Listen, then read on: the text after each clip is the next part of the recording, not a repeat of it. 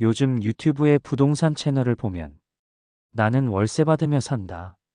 재테크는 이렇게 해야 한다 내용의 방송이 많습니다. 그러면서 과거 투자 성공 사례를 들려주기도 합니다. 저는 그런 방송을 볼 때마다 참 어쩌면 저렇게 좋은 이야기만 할까? 안 좋은 건 쏙 빼고 하는 생각이 듭니다. 전문가 분들의 강의를 듣다 보면 자신들의 업이 투영된다는 것을 알 수 있습니다. 부동산 전문가는 주식하면 망한다. 대한민국은 부동산이 답이다 하고, 금융 전문가는 집 사지 말고 주식 투자해야 한다 말합니다. 그렇다면 무엇이 정답일까요? 주식하면 망할 수밖에 없는 걸까요? 집을 사면 노후에 가난해질 수밖에 없는 걸까요? 부동산과 주식을 모두 보유하고 있는 사람으로서 부동산 전문가분들이 말하지 않는 부동산에 대해 저의 경험을 바탕으로 이야기해 보겠습니다. 어디까지나 저의 경험이라는 점을 참고하고 들어주시기 바랍니다. 1. 세금. 부동산에는 지겨울 정도로 세금이 따라 붙습니다. 살 때, 보유할 때, 팔 때마다 세금이 부과됩니다. 취득세, 재산세, 양도소득세는 물론이고 주택수에 따라 전세 보증금과 월세 수익에 대해서는 종합소득세도 내야 합니다. 어떤 집을 보유함으로써 다른 집을 팔 때 양도소득세를 내야 하는 상황도 생깁니다. 2. 감가상각? 건물은 감가상각 자산입니다. 회계학적으로 보면 20년이면 잔존가치가 제로가 됩니다. 실제로 아파트든 오피스텔이든 빌라이든 매월 장기수선 충당금이라는 돈을 관리단에서 걷습니다. 이 비용은 소유자가 부담해야 합니다. 평소엔 그런 게 있는지도 모르다가 집을 팔 때 장기수선 충당금 몇백만 원 내야 한다는 말을 듣고 깜짝 놀란 경험 다들 한 번쯤 있으실 겁니다. 3. 수수료. 부동산에는 수수료가 따라 붙습니다. 중개수수료, 이거 정말 부담됩니다. 월세 받는 분들이 월세 받아서 중개수수료로 다 나간다고 다소 과장되게 말할 때가 있는데, 원룸이나 오피스텔은 세입자 바뀔 때마다 보통 1년 주기로 중개수수료를 내야 합니다. 4. 관리비. 요즘 신축 아파트 좋아하시는 분들 많죠. 얼어 죽어도 신축이라고 하던데요.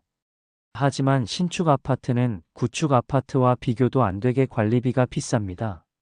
단지 안에 도서관, 수영장, 헬스장, 사우나, 카페 등 화려한 커뮤니티 시설, 조경시설, 밤에 번쩍이는 전광판의 전기료, 첨단 시스템 운영 비용 등이 모두 포함되어 있기 때문입니다. 저는 서울에 있는 400세대 규모의 8평 원룸 오피스텔에 살 때 한 달 관리비가 20만 원이었습니다. 전기세 포함, 도시가스 제외입니다. 차가 있으면 24만 원이었습니다. 당시 월세가 55만 원이었는데 관리비 24만 원에 겨울철 도시가스 10만 원이면 거의 월세 절반 이상이 관리비로 나갔습니다. 지금은 아마 더 올랐을 것입니다. 공실일 때는 관리비를 소유주가 내야 합니다. 5. 수리비. 건물은 감가상각 자산입니다. 세월이 지나면 여기저기 문제가 생깁니다. 이게 얼마나 귀찮고 번거로운 일인지는 직접 겪어본 사람만 압니다. 6. 건강보험료.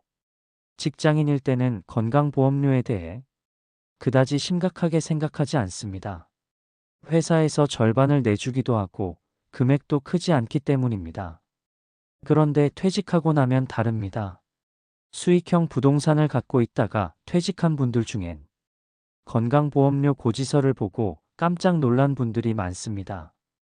부동산은 건강보험료 부과 기준에 영향을 주기 때문에 보험료 등급이 확 올라갑니다. 7. 귀찮음. 최근 몇 년 사이 세입자 보호가 강화되면서 나라에서 소유주에게 요구하는 서류나 절차가 많아졌습니다.